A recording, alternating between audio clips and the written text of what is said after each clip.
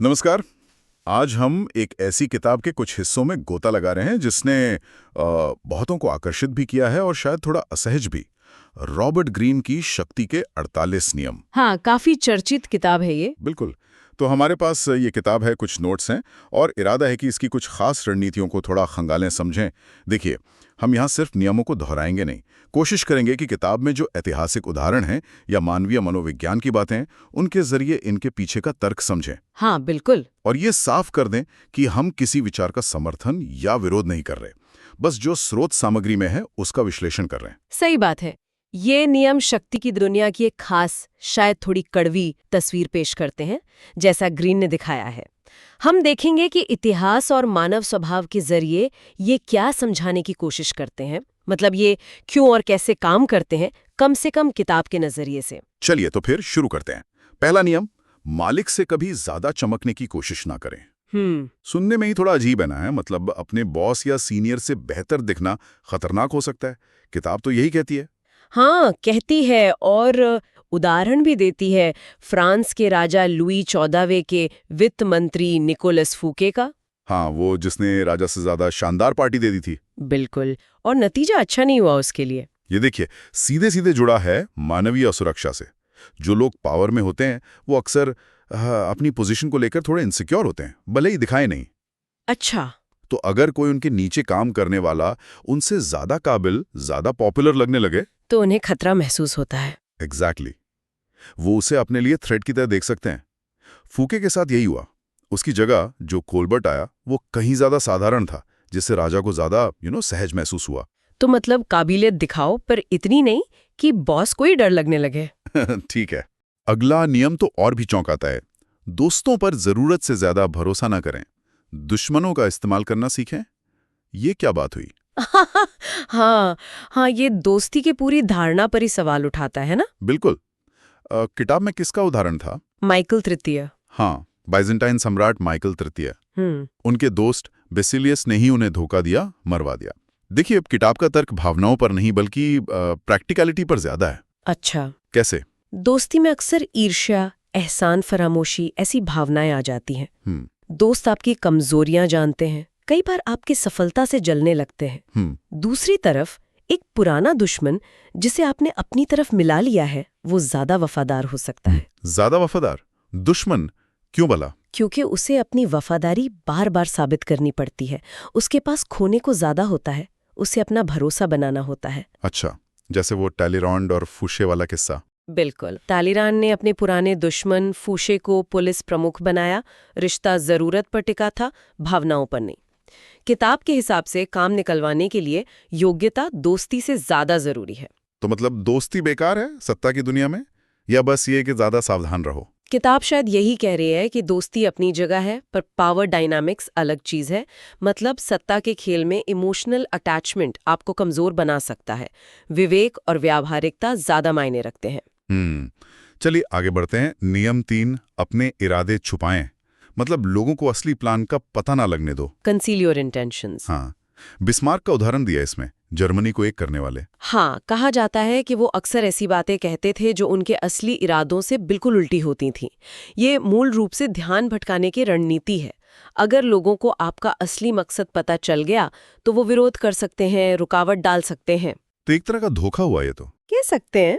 किताब कहती है कि एक नकली लक्ष्य या रेड हेरिंग सामने रख दो, लोग उसी में उलझे रहेंगे, आपके असली इरादे तक नहीं पहुंचेंगे। जैसे कोई धुएं का पर्दा। हाँ, बिल्कुल वैसा ही। हेल सेलासी, इथियोपिया के सम्राट, वो अपनी रहस्यमयी चुप्पी से ही पावर में बने रहे। कोई समझ ही नहीं पाता था कि उनके दिमाग में चल क्या रहा है। पर क्या हर वक्त इतना हिसाब किताब लगाना पड़ता है? ये तो बड़ा मतलब थकाने वाला नहीं? किताब के नजरिए से देखें तो हाँ। ग्रीन का तर्क है कि पावर की दुनिया में ट्रांसपेरेंसी अक्सर खतरनाक होती है। सीधे सच्चे लोग आसानी से शिकार बन जाते हैं। तो इरादे छुपाना एक तरह की सेल्फ डिफेंस भी है। नैतिक रूप से सही है या नहीं, ये अलग बहस है। बिल्कुल। किताब नैतिकता पर नहीं, प्रभावशीलता पर फोकस करती है। ठीक है। अगला नियम कुछ इसी से जुड़ा लगता है, हमेशा जरूरत से कम बोलें। हाँ, ऑलवेज से लेस देन नेसेसरी। लुई 14वें का फिर से जिक्र है। वो कम बोलते थे और जवाब भी छोटे गूढ़ देते थे, जैसे मैं देखूंगा। बिल्कुल। कम बोलने के कई फायदे बताए हैं किताब ने। एक तो आपके शब्दों का वजन बढ़ जाता है, लोग ज्यादा ध्यान से सुनते हैं। दूसरा, आपकी चुप्पी दूसरों को अनकंफर्टेबल कर सकती है। वो खालीपन भरने के लिए ज्यादा बोलने लगते हैं और शायद अनजाने में कुछ काम की बात कह दें, अपनी कमजोरी बता दें। हाँ। और तीसरा, आप ज्यादा रहस्यमयी लगते हैं और रहस्य अपने आप में शक्ति का स्रोत है। ज्यादा बोलने से आप साधारण लगते हैं और गलती करने का चांस भी बढ़ जाता है। कंट्रोल अक्सर चुप रहने में होता है। ये दिलचस्प है। आज की दुनिया में तो सब ज्यादा से ज्यादा बोल रहे हैं सोशल मीडिया पर। हाँ, ये नियम सोचने पर मजबूर करता है। अच्छा, अब आते हैं प्रतिष्ठा पर। नियम 5, प्रतिष्ठा पर बहुत कुछ निर्भर करता है, इसे जान की तरह बचाएं। Reputation is everything. हाँ, पीटी बर्नम का उदाहरण है शोमैन। उन्होंने तो बदनामी को भी अपनी प्रतिष्ठा बना लिया। बिल्कुल, प्रतिष्ठा आपकी शक्ति का आधार है। ये वो चीज है जो आपसे पहले कमरे में पहुंच जाती है। मतलब एक मजबूत प्रतिष्ठा, चाहे वो ईमानदारी की हो, चालाकी की हो या क्रूरता की, आपके लिए पहले से ही एक माहौल बना देती है। लोग आपकी रेप्यूटेशन के हिसाब से आपसे डील करते हैं। इसे बनाने में सालों लगते होंगे? हाँ, बनाने में वक्त लगता है, पर बिगड़ने में नहीं। इसीलिए किताब कहती है इसे जान की तरह बचाओ। बर्नम ने नेगेटिव पब्लिसिटी को भी अपने फायदे में इस्तेमाल किया। ये दिखाता है कि किसी भी तरह की पहचान गुमनामी से बेहतर है। और अगर प्रतिष्ठा खराब हो जाए तो? ठीक हो सकती है, किताब कहती है। हाँ, पर मुश्किल है। वक्त और सही रणनीति चाहिए। कभी कभी कोई बड़ा कदम उठाकर या किसी और पर इल्जाम डालकर, बलि का बकरा बनाकर। हाँ, जैसा हम शायद आगे देखेंगे। पर बचाव हमेशा इलाज से बेहतर है, प्रतिष्ठा के मामले में तो खासकर। चलिए अब एक और विवादास्पद नियम, नियम 7, दूसरों से काम करवाएं लेकिन श्रेय हमेशा खुद लें। Get others to do the work, but always take the credit. हाँ, ये भी है। एडिसन और टेस्ला वाला किस्सा। कहा जाता है एडिसन ने टेस्ला के काम का क्रेडिट लेने की कोशिश की। हाँ, ये उदाहरण अक्सर दिया जाता है। ये नियम इस सोच पर आधारित है कि आप कितने काबिल और प्रभावशाली दिखते हैं, ये बहुत मायने रखता है। अच्छा। अगर आप दूसरों की मेहनत, उनके टैलेंट का इस्तेमाल करके बड़े नतीजे दिखाते हैं और क्रेडिट खुद ले लेते हैं, तो आप असल में जितने शक्तिशाली हैं उससे कहीं ज्यादा नजर आते हैं। एक तरह की दैवी आभा बन जाती है आपकी। जैसे रूबिन्स, वो पेंटर। हाँ, रूबिन्स। उनके स्टूडियो में बहुत सारे असिस्टेंट काम करते थे, पर ग्राहकों के सामने वो ऐसे दिखाते थे जैसे सब कुछ वो खुद ही बड़ी तेजी से बना रहे हों। किताब कहती है इतिहास के कई महान लोगों ने दूसरों के काम पर ही अपनी इमारत खड़ी की। लेकिन ये तो नाइंसाफी है, जिसने मेहनत की उसका क्या? बिल्कुल, नैतिक रूप से तो ये गलत ही है। लेकिन जैसे हमने पहले कहा, ये किताब पावर हासिल करने और बनाए रखने की रणनीतियां बता रही है, नैतिकता का पाठ नहीं पढ़ा रही। ये नियम दिखाता है कि शक्ति के खेल में परसेप्शन, यानी आप कैसे दिखते हैं, वो अक्सर सच्चाई से ज्यादा महत्वपूर्ण हो जाता है। क्रेडिट लेने से आपकी प्रतिष्ठा बढ़ती है, आपका प्रभाव बढ़ता है। बात तो थोड़ी परेशान करने वाली है ये। खैर, आगे बढ़ते हैं। नियम 18, खुद को बचाने के लिए किले ना बनाएं, अलगाव खतरनाक है। Isolation is dangerous. हाँ, ये बहुत जरूरी नियम है। चीन के पहले सम्राट चिन शी हुआंगटी का उदाहरण है, जो आखिर में सबसे कट गए थे। हाँ, उन्होंने खुद को महल की दीवारों के पीछे छुपा लिया, किसी से मिलते नहीं थे। नतीजा, वो बाहरी दुनिया की सच्चाई से कट गए, साजिशें हुई और धीरे धीरे कंट्रोल खत्म हो गया। और इसके उलट लुई 14वें, हाँ, लुई 14वें ने वर्साए का विशाल महल बनाया, लेकिन वो वहां अकेले नहीं रहे। उन्होंने अपने सारे दरबारियों को वहीं रहने पर मजबूर किया, ताकि सब नजर में रहें। बिल्कुल, वो सबके बीच रहते थे, सब पर नजर रखते थे और सारी जानकारी उन तक पहुंचती थी। किताब का सार ये है कि शक्ति लोगों के बीच रहने, जानकारी रखने और संपर्क बनाए रखने से आती है, खुद को अलग थलग करने से नहीं। आइसोलेशन आपको कमजोर बनाता है। ये बात तो आज के लीडर्स पर भी लागू होती होगी, जो अपने सलाहकारों के घेरे में ही रहते हैं।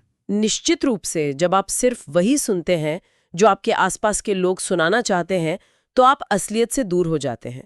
संपर्क में रहना जरूरी है। अब आते हैं नियम 26 पर। अपने हाथ साफ रखें, मतलब गंदे काम दूसरों से करवाओ। Keep your hands clean, scapegoats and cats pause. हाँ, सेसिरे बोर्जिया वाला उदाहरण। हाँ। रामिरो दे ओरको। हाँ, इसे बलि का बकरा बनाना कहते हैं, या बिल्ली का पंजा इस्तेमाल करना। बिल्ली का पंजा। हाँ, एक पुरानी कहानी है जिसमें बंदर बिल्ली के पंजे से आग से शाहबलूत निकालता है। मतलब आप किसी और को रिस्की या नैतिक रूप से डाउटफुल काम करने को कहते हैं, ताकि आप पर कोई आंच ना आए, आप साफ बने रहें। बिल्कुल। रामीरो ने सख्ती की, लोग नाराज हुए। बोर्जिया ने रामीरो को हटाकर लोगों की सहानुभूति भी जीत ली और अपना काम भी करवा लिया। गंदगी रामीरो के नाम जुड़ी। ये अपनी प्रतिष्ठा बचाने का एक क्रूर तरीका हो सकता है, पर किताब कहती है कि प्रभावी है। मुश्किल काम के लिए किसी और को आगे करो, और काम बिगड़े या निकल जाए तो उसी पर ठीकरा फोड़ दो। हाँ ठीक है। हाँ, कुछ ऐसा ही। नियम 34, अपने तरीके से शाही बने, राजा की तरह व्यवहार करें ताकि आपके साथ राजा जैसा व्यवहार हो। Act like a king to be treated like one. हाँ, क्रिस्टोफर कोलंबस का उदाहरण है। सामान्य बैकग्राउंड से थे, पर खुद को इतने कॉन्फिडेंस से पेश किया कि शाही दरबार भी इंप्रेस हो गया। ये परसेप्शन ही रियलिटी है वाले विचार पर आधारित है। आप जिस तरह से खुद को प्रेजेंट करते हैं, जैसा आत्मविश्वास दिखाते हैं, लोग वैसा ही आपके साथ बर्ताव करते हैं। डरपोक दिखोगे तो लोग फायदा उठाएंगे। गरिमा, आत्मविश्वास, सेल्फ रिस्पेक्ट के साथ पेश आते हैं, जैसे कि आप पावर और सम्मान के हकदार हैं, तो लोग आपको वैसे ही देखेंगे। कोलंबस का आत्मविश्वास ही था जिसने रानी इसाबेला को यकीन दिलाया। ये एक तरह की सेल्फ फुलफिलिंग प्रोफेसी है। तो ये fake it till you make it जैसा हुआ। हाँ, कुछ हद तक, लेकिन सिर्फ दिखावा नहीं। वो गरिमा और विश्वास आपके व्यवहार में झलकना चाहिए। एक अंदरूनी यकीन भी चाहिए कि आप जो चाहते हैं उसके हकदार हैं। और अब आज के लिए आखिरी नियम, नियम 48, रूपहीनता अपनाएं, अज्यूम फॉर्मलेसनेस। हाँ, मतलब कोई एक फिक्स्ड आकार या योजना न रखो। स्पार्टा का उदाहरण है, जो अपनी कठोरता के कारण एथेंस के लचीलेपन के सामने हार गया। ये शायद सबसे गहरे नियमों में से एक है।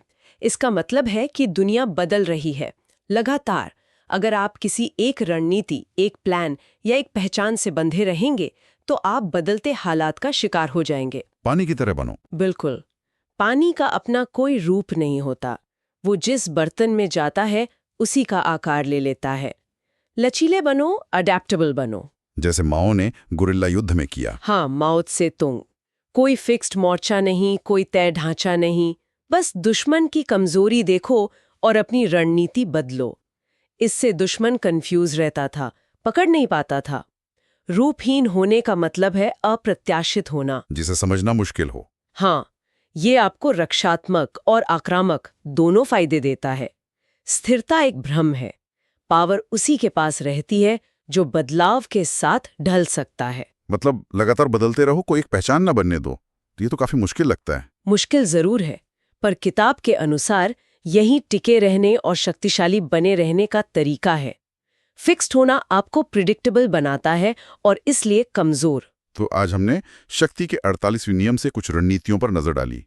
मालिक से ज्यादा न चमकने की सलाह, इरादे छुपाना, प्रतिष्ठा की अहमियत, दूसरों का इस्तेमाल करना, अलगाव से बचना, शाही अंदाज अपनाना, और आखिरकार रूपहीन और लचीला बने रहना। हाँ, और जैसा किताब में दिखाया गया है, ये नियम अक्सर मानव स्वभाव के गहरे और कभी-कभी असुविधाजनक पहलुओं पर आधारित है। जैसे असुरक्षा, ईर्ष्या, स्वार्थ। बिल्कुल। और दिखावे की प्रवृत्ति। ये रणनीतियां बताती हैं कि शक्ति के खेल में साइकोलॉजिकल समझ, चालाकी और हालात के हिसाब से ढलना कितना जरूरी हो सकता है। किताब ये भी कहती है कि इस खेल से बाहर रहने की कोशिश बेकार है। आप चाहें या ना चाहें, आप इसका हिस्सा हैं, और बचने की कोशिश आपको और शक्तिहीन बना देगी। तो यहाँ एक सवाल छोड़ जाते हैं सोचने के लिए। अगर हम ये मान लें, जैसा ग्रीन कहते हैं, कि दुनिया एक तरह का बड़ा दरबार है और हम सब इसमें अपनी भूमिका निभा रहे हैं, तो इन रणनीतियों को समझना, भले ही हम इनका इस्तेमाल ना करें, हमें अपने आसपास की दुनिया को बेहतर ढंग से समझने और उसमें ज्यादा प्रभावी ढंग से नेविगेट करने में कैसे मदद कर सकता है। हाँ, ये सोचने वाली बात है। किताब आत्मचिंतन पर भी जोर देती है, अपनी पिछली गलतियों से सीखना। शायद इन नियमों को जानने का असली फायदा यही है, दुनिया को और खुद को थोड़ा और साफ देख पाना। इस गहरी और थोड़ी बेचैन करने वाली चर्चा में शामिल होने के लिए धन्यवाद।